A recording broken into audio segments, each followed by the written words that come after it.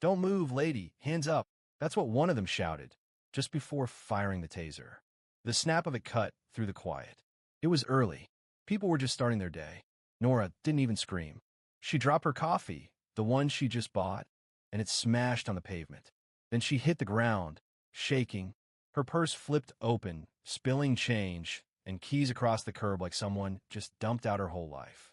"Step back, old man. You're next." That was aimed at me. I guess looking like a tired retiree in a weather jacket makes you seem harmless until you don't flinch. And I didn't. I kept my eyes on the man with the radio on his chest. I said, clear and steady, called Director Hale. Right now. Everything paused. No weapons were lowered, but they weren't barking anymore either. A few radios crackled. One of the guys glanced around like he just realized they'd made a serious mistake. You want to know what real authority sounds like? Sometimes it's just 5 words and not raising your voice. Most people in Summit Grove just know me as Tom Barrett, the guy with the old red truck and the wind chimes that barely move. I keep the lawn tidy, I help neighbors fix their snowblowers, and I mind my business. But Nora? She knows the version of me no one else does. We've been married 46 years. That means something. You don't need to talk much after that long. You've already said it all. She's the reason I come home, the calm after every storm. There are stories we never tell, things we buried instead of bragged about.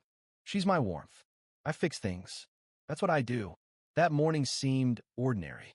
Nora went early to get her senior coffee at Murphy's Market. She likes it fresh and hot. I just finished repairing a lawnmower for Mrs. Gutierrez when I heard tires screech a few blocks away. Not joyriders. This was something else. When I turned the corner at Jackson and 7th, the chaos had already arrived. 3 black SUVs. Cops swarming a gas station. One guy shouting into a radio.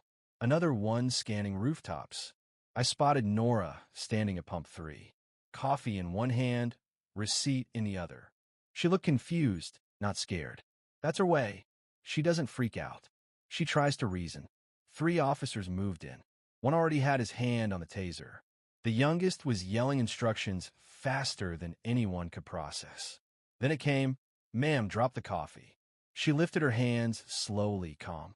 Not aggressive, just slow. But the rookie panicked. Another yelled non-compliant.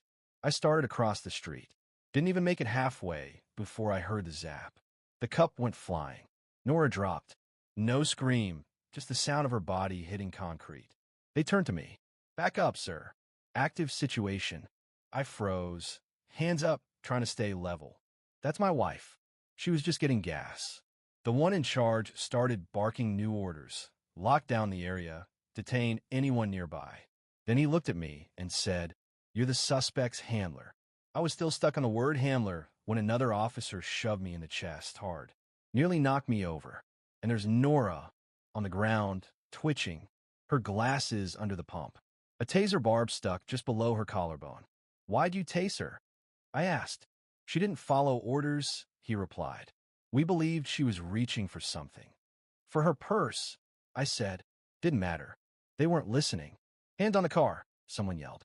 I did what they said, pressing my palms to a warm squad car hood. They slapped zip ties on my wrists. I told them she had a heart condition. One guy paused long enough to mutter, "Then she should have followed instructions." Funny thing about pain, it gets quiet when it sinks deep. I closed my eyes. Heard boots scraping asphalt. Radios crackling. Someone coughing from nerves. I looked at the officer with the sergeant stripes. Called Director Hale.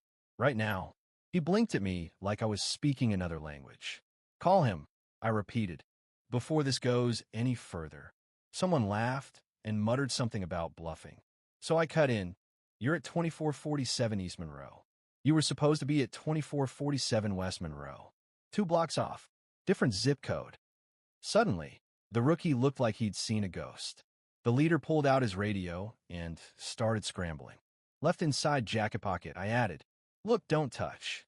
An older officer reached in and pulled out a small metal badge. Not police. Not military. Different. The kind that means you messed up bad. Everything shifted. No more yelling. No more threats. The wind picked up, tossing a napkin past my feet.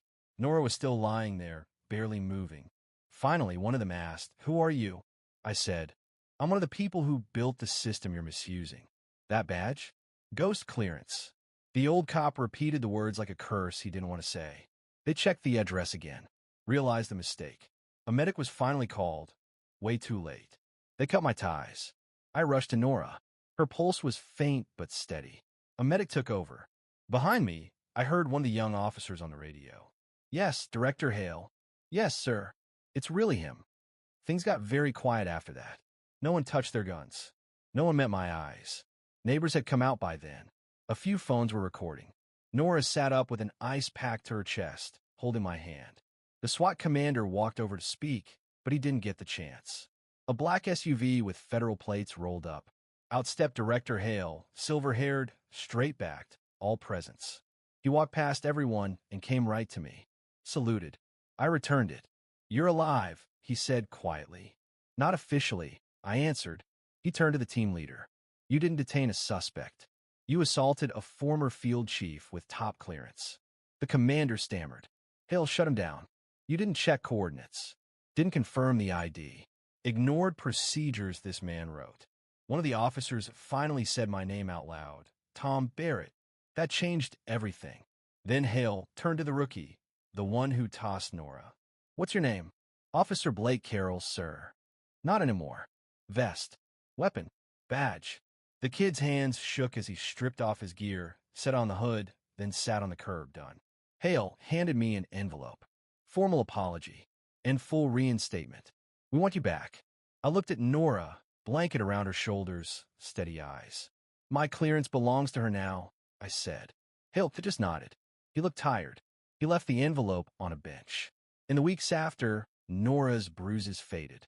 She stood a little taller at the store. Didn't flinch when a patrol car passed. The envelope stayed unopened, between the spare keys and an old oil can. I went back to fixing things. Wheelchair ramps at the library. A busted shelter van. And the town changed, too. Cops slowed down near our house to wave. Rookies broke down 2 doors down. I was there before they could call it in. One asked me once, you could have ended their careers. Why didn't you? I said, revenge doesn't fix engines. Doesn't fix people either. A reporter found me at the VFW. Why 5 words, she asked. I look her in the eye. Because some words hit. They don't echo. They land. Now you tell me, what's real strength? The noise or what comes after? Drop your answer below. This town's listening. Maybe more than you think. What happened that day changed more than just Nora and me. It changed how this town sees itself. People started paying closer attention, asking harder questions, stepping in instead of stepping back.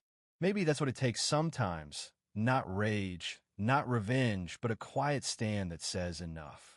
I didn't set out to make a point. I just wanted my wife safe and the truth told. But somewhere between the noise and the silence, something shifted. The badge stayed on that bench. The envelope never opened. But respect, that came back in nods from neighbors in slower patrols and second chances. Real strength isn't about shouting louder. It's about standing still when the world demands you kneel. It's doing right even when no one's watching. And if 5 words can hold back a wave, maybe your voice can too. So now it's your turn. What would you have done? The town's still listening. And this time, so is the system.